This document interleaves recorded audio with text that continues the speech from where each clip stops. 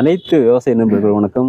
இன்னைக்கு நாங்கள் வந்து ஈரோடு மாவட்டம் தாளாவாடி வட்டத்தில் தொட்டகாதனூர் கிராமத்தில் விவசாய நண்பர்கள் எங்கண்ட் energetic person, not only farmer but also teacher, அவர் தோட்டத்துக்கு வந்திருக்கிறோம். நம்ம விவசாய நண்பர் வந்து தொடர்ந்து 3-4 வருடங்கள் இருந்து டாக்டர் சாயில் ரீஜெனரேட்டிவ் ப்ராடக்ட்ஸ் வந்து பயன்படுத்திட்டு இருக்கிறார். இது பயன்படுத்துறதுனால வந்து என்ன பயன் கிடைச்சிருச்சு என்பதை இப்போ வந்து தெரிஞ்சிட்டோம்.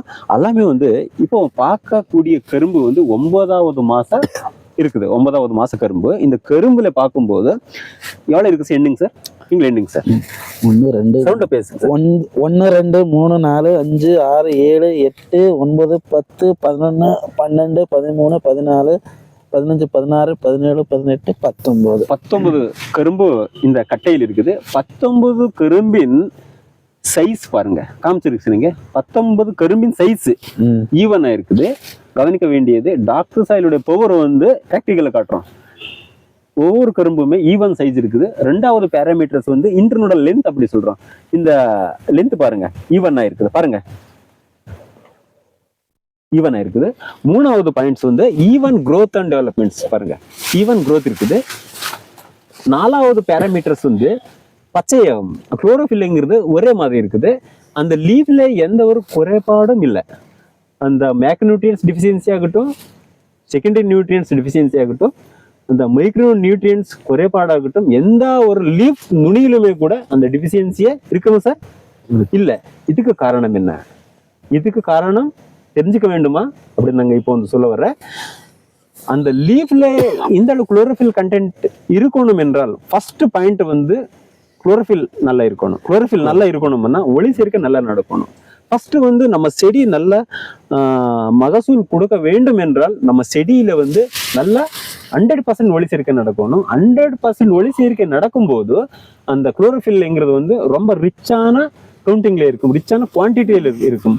3வது வந்து அந்த குளோரோஃபில் கண்டென்ட் அந்த செடி இலையில் இருக்கணும் என்றால் நாம் கொடுக்கக்கூடிய multi nutrients, NPK, secondary nutrients மற்றும் மைக்ரோ நியூட்ரியன்ஸ் எல்லாமே வேர் மூலமாக அந்த செடியின் நுனி வரைக்கும் ரீச் ஆகணும். அந்த செடியின் நுனி வரைக்கும் ரீச் ஆகணும் என்றால் வேர் இம்பார்ட்டன்ட்.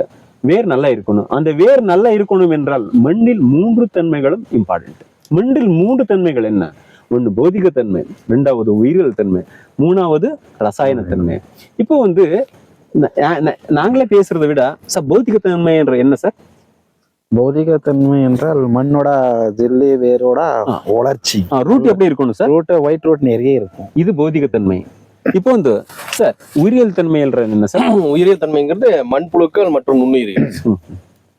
ரெண்டாச்சுங்களா சார்? 3வது தன்மை சார் ரசாயன தன்மை என்றால் என்ன சார்? ரசாயன தன்மையில வந்து 3 பாயிண்ட்ஸ் வருங்க. EC, OC மற்றும் pH. சூப்பர். இப்போ வந்து 3 தன்மை இருக்குது. அதுல வந்து ரசாயன தன்மைங்கிறது வந்து pH, பொட்டன்சியல் ஆஃப் ஹைட்ரஜன், 2வது ஆர்கானிக் கார்பன், 3வது எலக்ட்ரிக்கல் கண்டக்டிவிட்டி, மின்சார கடத்து திறன். இது 3மே இம்பார்ட்டன்ட். 3 தன்மையில 3 தன்மை ரொம்ப இம்பார்ட்டன்ட். இப்போ pH எவ்வளவு இருக்கணும்? எவ்வளவு இருந்தால் மட்டும்தான் நம்ம கொடுக்க வேண்டியது செடியின் நுனி வரைக்கும் போகும். வேர் நுனியிலிருந்து செடி நுனி வரைக்கும் போகும் தெரியுமா? 6.5 இருந்து 7.5 வரைக்கும் இருக்கணும். 6.5 to 7 வரைக்கும் அந்த பேராமீட்டர் இருந்தால் மட்டும்தான் எங்க இருக்கணும்? புத்தகத்தில் இல்லை, எங்க மண்ணில் சார். அந்த மண்ணில் அந்த பேராமீட்டர்ஸ் இருக்கும்போது தான் நம்ம கொடுக்கக்கூடிய அனைத்து சத்தும் வேர் மூலமாக அந்த ஜெயிலம் டிஷ்யூஸ் மூலமாக அந்த நுனி வரைக்கும் ரீச் ஆகும் இல்லைங்களா சார்? கண்டிப்பா. 2வது வந்து எலக்ட்ரிக்கல் கண்டக்டிவிட்டி, மின்சார கடத்து திறன். இது எவ்வளவு இருக்கணும்? 4 டெசிமன் பர் மீட்டர் கூட கம்மி இருக்கணும் சார். 4 டெசிமன் பர் மீட்டர் கூட கம்மி இருக்கணும். இது யார் சார் செய்ய முடியும்? மனிதர் செய்ய முடியுமா சார்? யார் சார் செய்ய முடியும்? Doctor sir. எது சார்? டாக்டர் சார் செய்ய முடியும் சார். அப்போதான் நாம் கொடுக்கக்கூடிய தண்ணி வந்து வேர் நுனியில் இருந்து செடியோட இலை நுனி வரைக்கும் ரீச் ஆக முடியும் இல்லைங்களா சார்?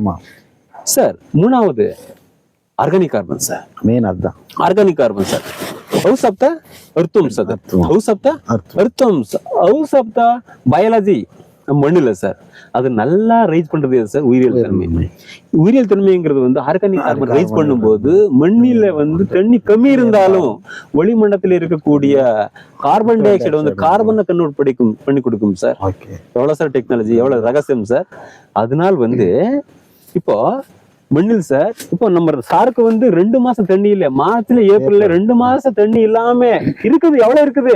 குறைந்த அளவில் இருக்குது. இருந்தாலும் எத்தனை மணி நேரம் ஒரு டைம் ஆன் பண்ணி விட்டுறதுனா 20 நிமிஷம் தான் மட்டும்தான் ஓடிட்டு இருந்தது, 2 மணி நேரம் ஆஃப். இதனால 20 நிமிஷம் ஓடினதுக்கு அப்புறம் ஆர்ம்ஸ் வந்து ஷேக் ஆகுது. அதனாலதான் ஆர்ம்ஸ் ஷேக் ஆகும்போது மோட்டருக்கு வந்து எஃபெக்ட் ஆகுதுன்ட்டு 20 நிமிஷம் ஓட வச்சுட்டு 2 மணி நேரம் ரெண்டு மணி நேரம் கேப். சேம் 2 மணி நேரம் ரெஸ்ட் ஆனதுக்கு அப்புறம் 20 நிமிஷம் மறுபடியும் 2 மணி நேரம் ரெஸ்ட், 20 நிமிஷம் ஓடுறது. இதுக்கு காரணம் என்ன? மண்ணில பல கோடி நுண்ணுயிர்கள் மற்றும் மண்புழு இருந்ததுனால் அது என்ன பண்ணிருக்குதுங்க, ஓல்ஸ் பண்ணிருக்குது. அந்த ஓல்ஸ் பண்றதுல என்ன ஆச்சு, உள்ளே இருக்கக்கூடிய ஈரப்பதம் அட்மாஸ்பியர்ல இருக்கக்கூடிய ஹீட்டுக்கு வந்து ஈவபரேஷன் ஆகும்போது நம்ம வேர்க்க தேவைப்பட்டது ஈரப்பதம், தண்ணி கிடையாது ஈரப்பதம். அதனால ஒரு 2 மாசம் குறைந்த தண்ணியில் நல்ல மகசூல், நல்ல சைஸ், நல்ல லென்த், நல்ல வளர்ச்சி கொண்டு வந்திருக்கிறார். இப்போ இந்த சாயில் பார்க்கல எப்படி இருக்குதுன்ட்டு சார் சாயில் எடுத்து காணுங்க சார். எப்படி இருக்கும் சார்? லூஸாக இருக்கு. ஓகே ஓகே, எடுங்க சார். ஜெல்லி வேர் பாருங்க, இதுதான் physical property sir. Doctor soil power sir.